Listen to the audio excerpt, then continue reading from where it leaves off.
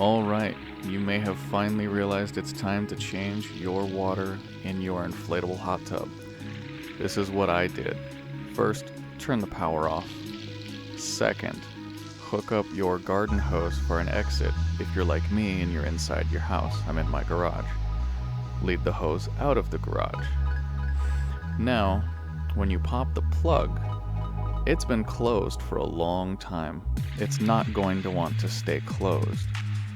So, I realized after a few seconds, there's a little tab on the top that is flexible. Bend that back underneath and fold it in under itself, and it will stay put. And then you don't have to worry about your water exit being blocked. Now, draining the hot tub took much longer than I thought. It honestly took about 45 minutes, and you can see the steam because I had just gotten out of the hot tub, and we had used it enough that it had evaporated out and gave us the error code EO2 again.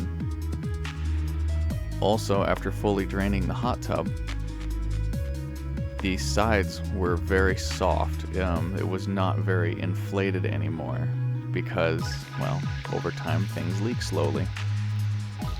So just hook up your air and let it run for 3 minutes. 3 to 5 minutes is what they recommend to get adequate pressure.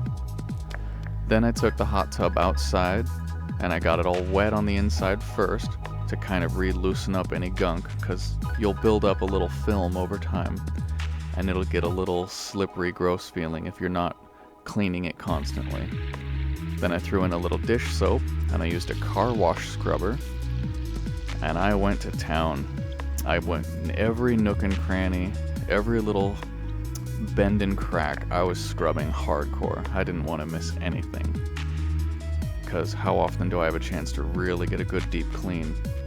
And then just as hard as you scrubbed it, be sure to rinse every nook and cranny. Rinse everything twice just to be sure. Then upon refilling the hot tub, I went ahead and threw in 2 chlorine tablets right away, because it's going to need them. Refilling the hot tub, I believe, only took about 20 minutes with my water pressure. I'd recommend filling in between the minimum and the maximum line.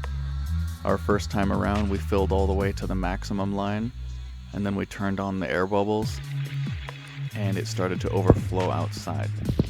Once you're done, hold the lock button for 3 seconds, turn your heater on, and then turn up to your desired temperature, and then just let go. You are done. If you found this information helpful, I would greatly appreciate a like, subscribe, or a comment.